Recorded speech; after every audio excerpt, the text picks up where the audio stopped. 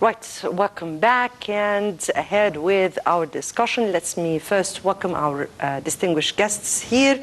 Ambassador Shamel Nasser, former Assistant Foreign Minister. Thank you very much for being with us. Thank you for inviting me. Thank you very much.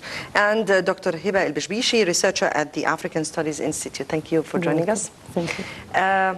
Today we'll be discussing the Egyptian-African relations, and the Egyptian-African relations has long and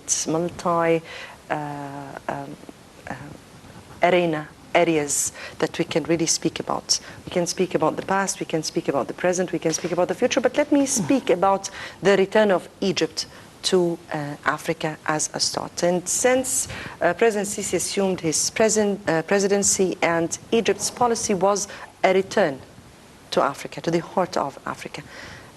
Your reading to our steps towards that? Well, Egypt has always been a major player in Africa, because we are African by geography, by history, by culture, and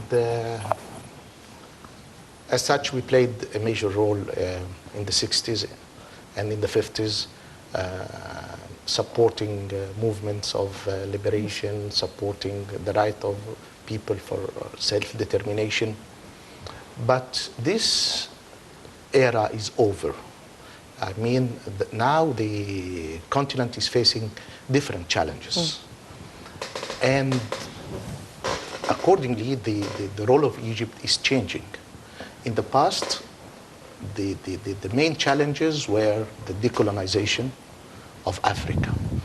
Now, Africa is free from colonialism, and the challenges are different. Now, the main challenges are development, more integration, economic and political integration, and fight against poverty and disease. And conflicts. Exactly. Yes. Conflicts. And so the world is changing, Africa is changing, and the role of Egypt is changing in Africa. So in parallel with these changes in the geopolitical scene, the African overall or the most important organization before was the Organization of African Unity from 1963, which was a major development in the Pan-African relations, and had many objectives, including, of course, more political cooperation. But since the beginning of this century, the organization has changed. Now it has become what we know as the African Union, but Egypt remains, as it used to be in the past, as it was during the Organization of African Unity, a major player. We are financing, we are a major contributor to the budget of the African Union. We have programs of cooperation, technical cooperation, with many African countries. But going back to your question, it is very important. I mean, it makes a lot of difference when the relations or the diplomacy is undertaken at its highest level between leaders and between heads of states. This is very important because on some issues there are decisions that only heads of state could take. And that's why it was very important to see Egypt becoming more active during African summits. You know, in Africa, under the Organization of African Unity and now under the African Union, we do have two summits every year. One in January and the other one in June. One in January takes place in the headquarters of the African Union in Addis Ababa, and then in the end of June or early July there is a second one which usually is hosted by one of the member states. And so Egypt is now more than for quite a while. We have not seen such an active diplomacy. Egypt is attending and playing a major role and coming up with proposals, Yes. decisions on this. Yes, before we proceed on, I guess we have with us over the phone Dr. Zahi Hawass, former Minister of Antiquities, veteran and international archaeologist, and so proud to speak to you, sir. Good evening. Hello? Yes, hello? Dr. Zahi, good evening to you, sir. And I cannot hear you. I will try to raise my voice as possible. Good evening to you, and pleasure to have you. Thank you. Today we are speaking about two important incidents that took place. The royal convoy, which will transport this huge statue that was unearthed from Matariya to the Egyptian Museum, and an important tour of the Prince of Denmark to the pyramids, and I guess you were accompanying him. So if you can just elaborate on both incidents. Yes, what happened in Matariya is a very important discovery because this huge statue, the body is about 8.5 tons and the head maybe about 2 tons, and the expedition did not find the other pieces of the statue. We do not know the owner of the statue yet. And I think tomorrow the Minister of Antiquities, Khalid Al-Anani, will announce the owner of the tomb of the statue, because they found the name is written on the statue. I think this discovery made good publicity for Egypt. It went everywhere, all over the world, because this is the first time for the last 6 years to make a major discovery like this. And Yes. also about pyramids, I'm happy that I took Messi and Will Smith, and finally the Prince of Marcus, a very nice man. I met him in 2007 with the Queen. I gave a lecture in Denmark for Queen Margaret and the Prince, and I took him once in a big tour to Giza Plateau, and this time he wants to see me to hear about the new discoveries that only happened at the pyramids recently. Yes, Dr. Hawass, you were always the one who is accompanying the Prince. Your voice is very far. Yeah, I'll try to raise it as possible, sir. So I'm But speaking. I can't hear your question. So you were always the one accompanying the big figures coming to Egypt, kings, queens, princess, dignitaries, and big figures. How do you view this for Egypt, for promoting? How do they view the antiquities of Egypt? You know, I really believe that when someone, a famous person like Will Smith, which I also met in 2006 when I was chosen as top 100 by Time magazine, and he was also chosen, and I invited him to come to Egypt. After 11 years, he accepted the invitation and he came. But when I do this, I really feel that I'm doing a good publicity for tourism, because we need people to understand that Egypt is safe. Will Smith himself could not believe that Egypt is safe. This is why he did not reveal his name to anyone, because he was afraid. But when I had a breakfast with him at Pina House, he told me, I really have to say, Egypt is safe. I'm going to come back again with my wife and my children, and I will announce my visit to help Egypt in bringing tourists back. You know, I went to see him. Even I had an accident. I broke my ankle, but I had to go because I feel that I had to do something for my country. Well, thank you very much. That is very much expected from you. But no, finally, before you go, sir, we need to ask you about your expectations for the tourism sector at this particular upcoming stage. You know, the 4 important events: Messi visiting Egypt, the Prime Minister of Germany, and Will Smith, and also the major discovery that happened in Heliopolis. This will help a lot to bring the tourism back, And I'm telling you, tourists are going to come back soon to Egypt, and this will be good for all of us as Egyptians. Right. Dr. Zay Hawass, former Minister of Antiquities, veteran and international archaeologist, we thank you very much for being with us. Thank you. Thank you very much. Bye-bye. Back to our discussion, and yes, I guess that was something important, the unearthing of such an important statue, that we will learn more about it tomorrow. That would be something good note for Egypt's tourism sector, which we need very much. If we come back to our discussion, and we were speaking about the history, the past, and particularly the present of our relations, let me here take it to the strategic importance of our relations in Africa.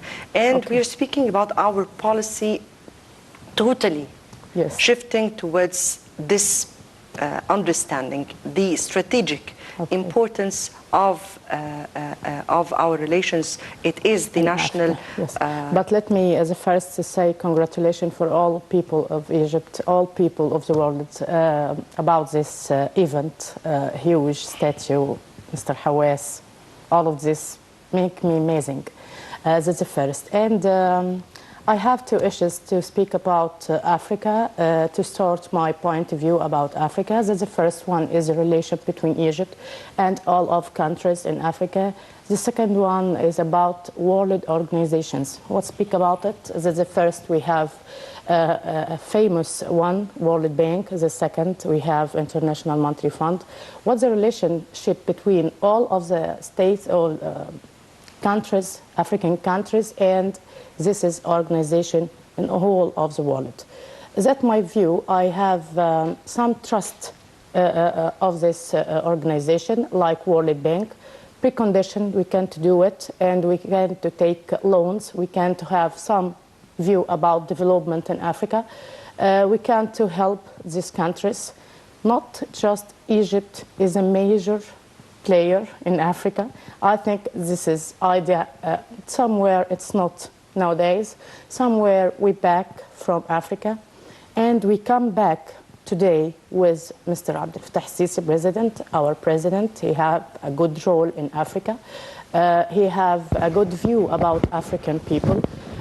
Just to try to speak about the invitation about African people, speak about huge projects like Renaissance Dam, speak about how to have Dam this, is a huge project? Yes, it's a high project. It's a very development. Yes, it is, of course. Yes. Yes. I think this is my view, and I support this project. Anyway, I know my view, it's not usual. I know I have something is different, but... you were speaking about the relations between the international bodies and organizations with the African continent at large. And we can have a role, yes. Egypt can have a role in this relationship between the countries in Africa and World Bank. And the I think we have a new loan Africa. from World Bank. Egypt have experience. Egypt have some view about this world organization, and I know I'm trust in this organization. Look, that African countries need development, and we can to help these countries to have loans, to have a development technical from this organization. Try to have this strategic in long term. Try to think with African people how to have the benefits from this organization. This is my view, and this is my strategic view. I think about it. And political analysis, I see somewhere we have some disappointment between us and African people. Why we have this problem? I don't know. Your Excellency has experience in Africa and understand what the miss point in this view. I don't know. And how to try to reform this relation. Just to direct the discussion. I'm asking, yes, definitely. For you. This is for you. Okay. For me. Yes, I guess Egypt can be a good mediator for the world organizations for their contribution, but I guess Egypt has lots and lots of other things to give to the African continent here. If we get back to Africa, the future. In Africa, the future, it means Egypt, the future within Africa. How do you read that? Well, I think the prospects for the future are huge. Africa is a young continent in terms of, it's a very old continent, but at the same time, it has a young population. And this population is growing. And the standards of living is improving in many places. Accordingly, it could represent a huge market.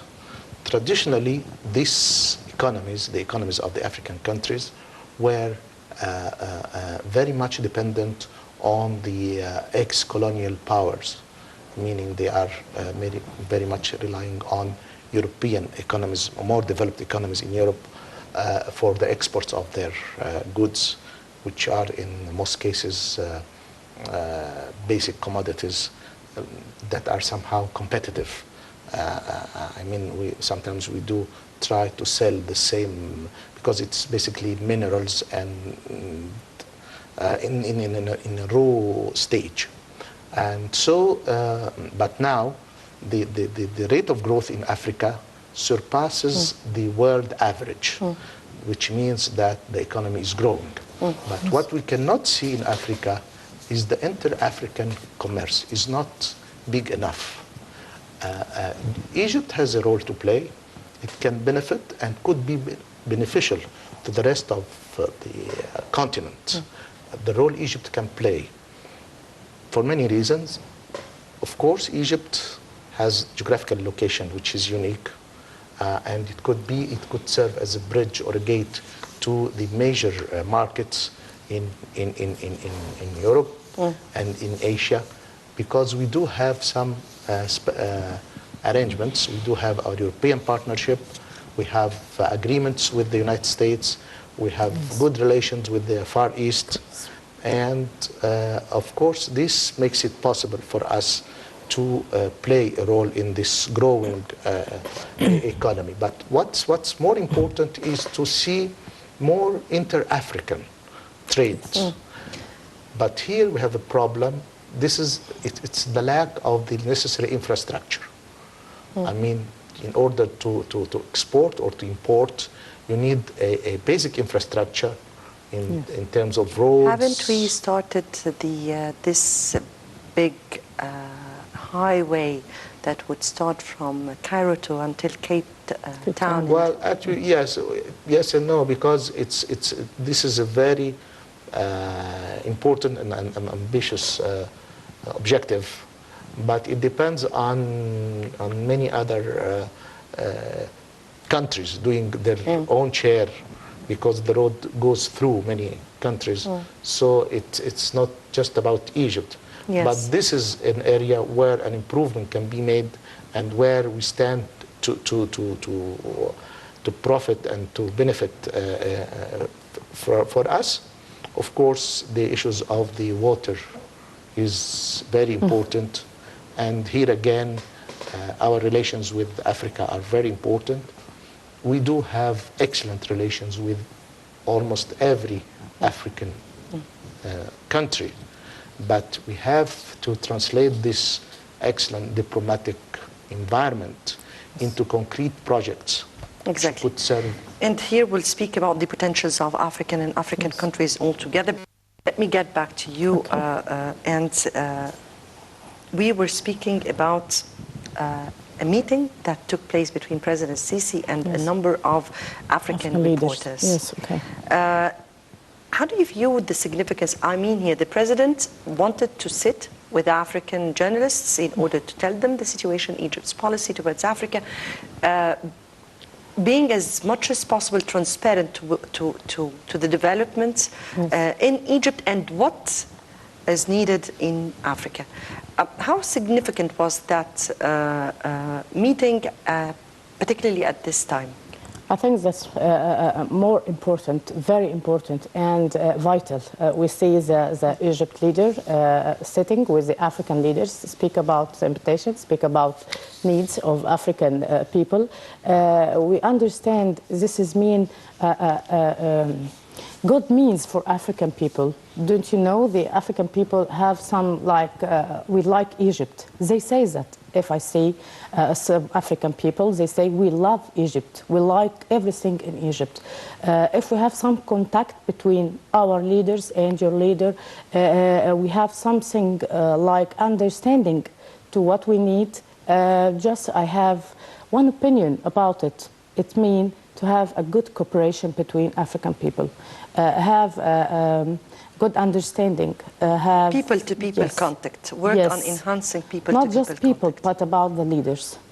We must have some like go to Africa, understand African people, and do everything that you can to do in any way. Okay, I think that's good.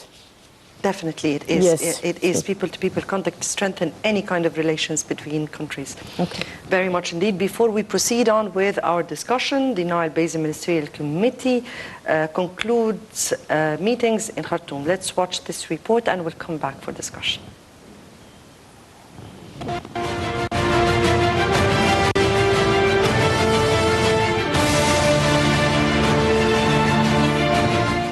A committee of water ministers and officials from 6 Nile Basin countries concluded meetings in Khartoum with Egyptian concerns around water share due to be discussed later this month in Uganda. The meetings included long discussions wherein Egypt presented all its concerns regarding the Nile Basin Initiative and cooperative agreements. Egypt's water resources minister said the cooperative framework agreement has been signed by the Nile 6 Basin countries Burundi, Ethiopia, Kenya, Rwanda, Tanzania and Uganda. Egypt and Sudan have declined to sign the treaty, which sets out principles and obligations of member states in regard to the use of Nile Basin water resources, citing concerns about its reallocation of Nile water quotas, as well as other provisions. Historic water sharing pacts between Egypt and Sudan divide the Nile waters between the two countries. The Egyptian minister said that the meeting scheduled to take place later in March in Uganda by the Council of Ministries of the Nile Basin countries is planned to discuss the results of the Khartoum meetings and Egypt's concerns, as well as look at solutions and alternatives that guarantee collective benefit and prevent harm. The meetings were attended by water ministers of Uganda, Sudan, Egypt, Rwanda, as well as representatives from Kenya and Ethiopia. The Nile Basin Initiative has 10 permanent members: Burundi, Democratic Republic of Congo, Egypt, Ethiopia, Kenya, Rwanda, Sudan, South Sudan, Tanzania, and Uganda.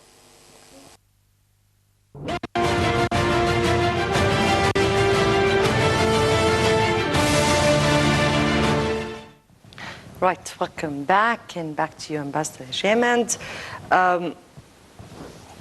As we were speaking about the potential of collaboration between the African countries, and particularly Egypt, which is part of some of the important blocks in Africa, the COMESA, the IGAD, and others, and how this can really be of strengthening to its position. Plus, of course, we all know that Egypt just returned its, or regained its membership in the Peace and Security Council at the African Union, and its non-permanent member in the UN Security Council, also representing Africa.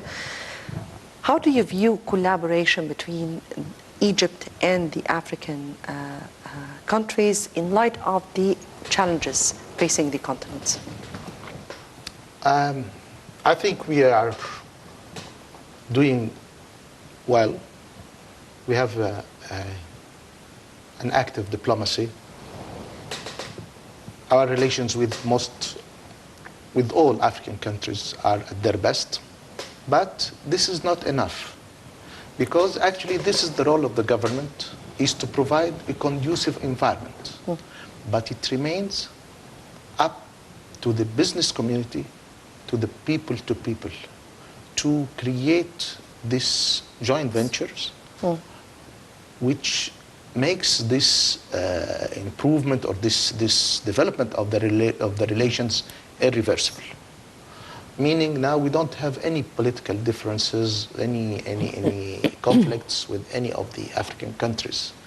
But I encourage our business community, investors and business people, to go to these African countries, to start joint venture.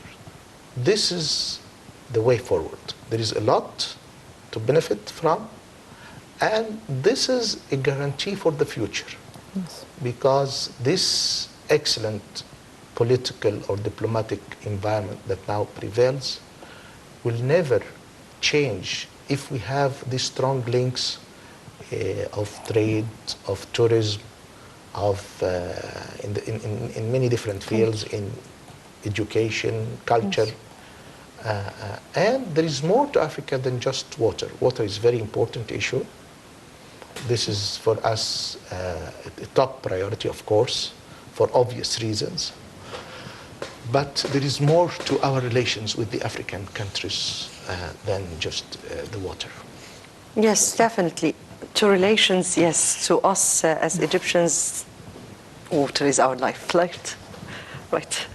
Anyway, if we get back to the people contact as we were speaking. The difference in this point about water, I think the water between us and the African people, it's not a problem. We haven't some that's missing. I think with me in this point, yes, we speak about it. And I think it's our life, yes, I know. It's your point of yes, view, of course. It's me, yes, yes, I know. Okay. We say this is our life, but they have a right in this river. Yes, this is view. Whoever did deny this right? No, nobody denied. Yes, nobody denied ever the rights. We can't say that they are rights. We can't understand this view. Just what I understand. It's if we can take it from our common interest as African altogether. I mean, here nobody deny any right of any country as long as nobody denies us our rights, right? Yes, okay. But if I just wanted to speak here about this people-to-people contact from a religious a little bit and cultural point of view. Yes. And there's been always this role played by Al-Azhar and the Coptic Church in opening wide and widening the horizon of understanding between the peoples of our nation and Africans. How do you view this role? I see this role is very important, and we need it in nowadays. And we have something is not clear about Egypt people, about African people. I think we speak about the experience in our political view, our political life. African people haven't this is experience in the political development. Just Egypt have this. We have two revolutions. We have something about human rights. We have something about the development in political, have a democratic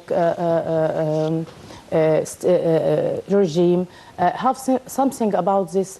African people need to understanding this is some points, this is some terminology, understanding what the new world have. I think we have a good role in this, not just say Al-Azhar or a Coptic church, not this, but for the researchers in Egypt, researchers in African Institute.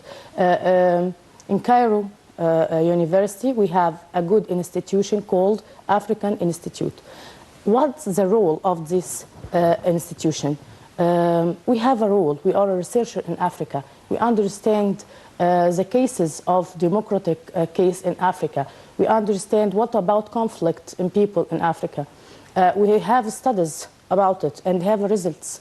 We must to do something. We must to have a big role in Africa. Must understand the what they say about the cultured people in Africa, cultured people in Egypt. Must have more meetings. Must have more whole project about African view, about African tradition, to understand everything about they. Try to have some good view about these people. Try to understand the ambition of these people. in one project like Ethiopian Dam. Why they need? What is the view about the people? Why they consider this project is a huge project, a good project for this people. Well, yes, this is getting out why? of this project because Yes, you're always returning I think to this the is same mine. point. This is mine. This is my comment. Yes, but let me mine. ask you about something which is more important to me. Yes. Because you, as a researcher, I once was moderating a kind of a forum or a seminar between Egyptians and Africans. Yes. And I was very much confused with answering one question that was asked, that I was asked about from one African, and he asked me, what do you know about the African history?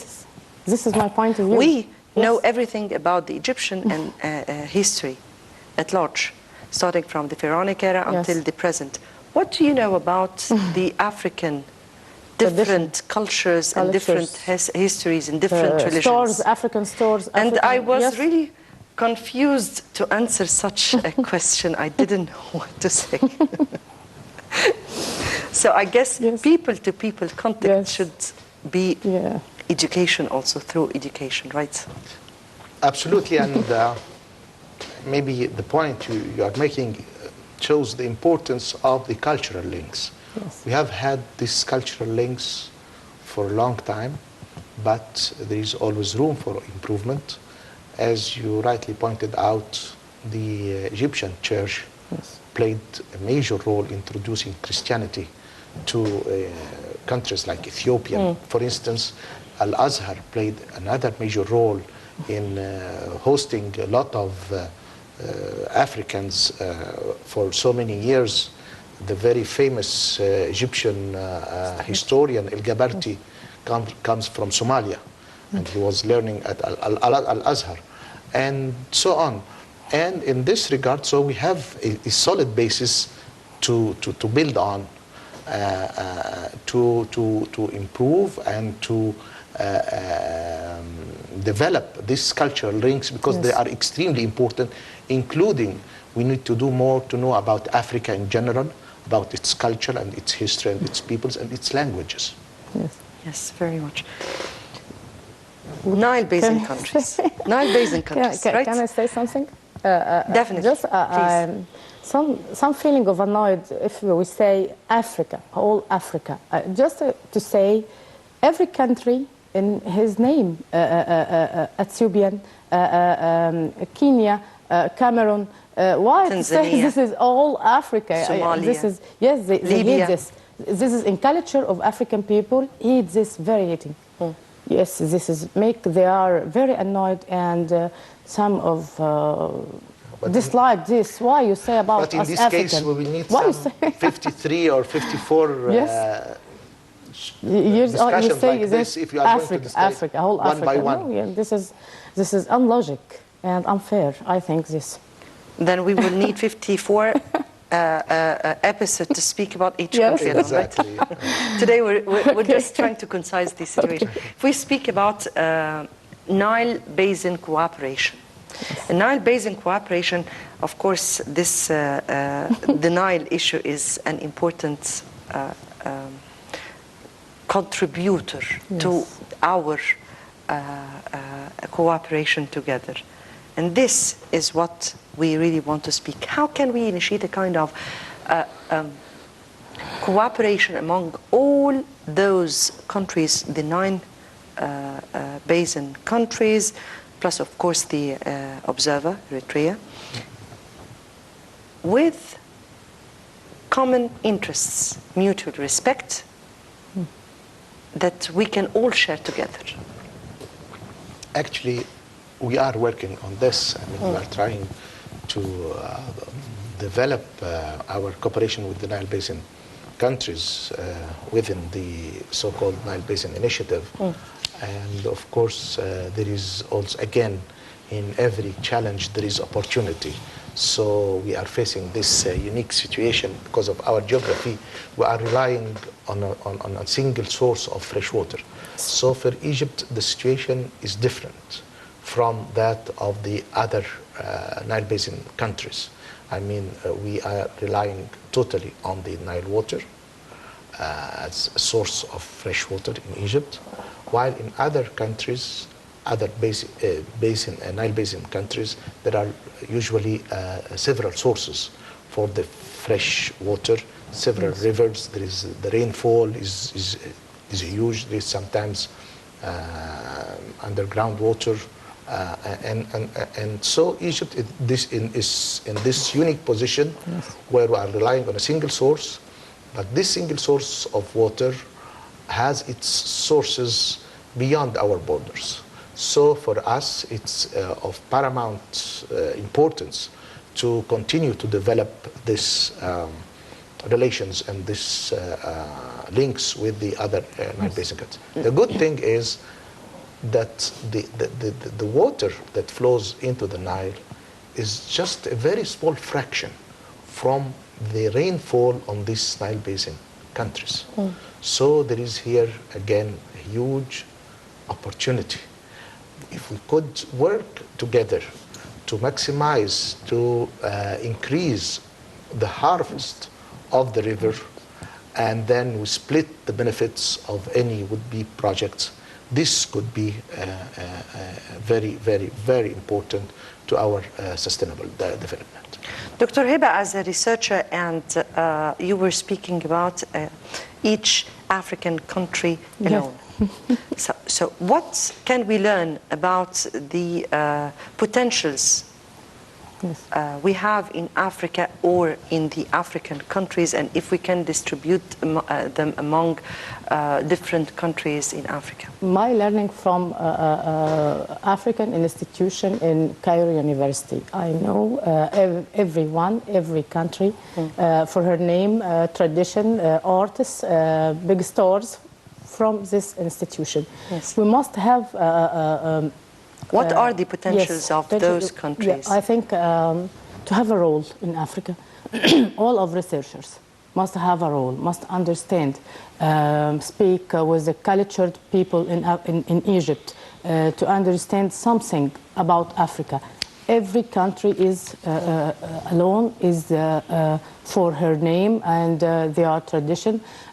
Look, we have some conflict, say, about Hutu and Tutsi in Rwanda and Burundi. What we know about this in Egypt, what the cultured people in Egypt understand. I know. This, yes, you are specialist something like this, but I speak about the cultured people in Egypt. They are take us in this case is conflict, just conflict. What we have, what happened in this country, what the people say, definitely, what they have. Definitely. Yes, this is suffered about these people. What we know about it. Yes. But as we need development, then we need to know the not potentials. Not just needs. Yes. I think we need and they are need. Just what I say. Yes. As I was just speaking that as we need development, then we really need to know the potentials of each country in order to know how we can work together. And to study. What's this meaning? To study and for all of the media. What I mean here, what does each country has that we can invest in, or what Egypt has, so it can really. Yes. We have more. I think we have more. Have more experience. What are the challenges facing the African continent at large that we really have to work together on? I think the main challenges remain again the situation of peace and security. This is a basic hurdle when you have some hot points and some conflicts in Africa, in places like South Sudan, in Central Africa, in many other places. You have many in Somalia, in many other places in Africa still do have suffer from problems. And of course, it's very difficult to imagine any developmental effort taking place under these circumstances. So for me, peace and security remain vital for the development of this continent. And the other challenge, which is equally important, is the development of adequate infrastructure necessary for trade and for better interaction between our African partners. I think these are the two main major challenges Terrorism. that we really need to work Terrorism is a on. big challenge. Terrorism Yes. definitely Yes. is one. But terrorism goes within the armed conflicts that we have Yes. in the continent. I guess that wraps up our episode for today. Dr. Heba Bishbishy, researcher at the African Studies Institute, Ambassador Shamel Nasser, former assistant foreign minister. Thank you both for being with us. Thank you very much. Dear viewers, many thanks for watching. There will be another episode of Daily Debate. Till tomorrow, it's good night.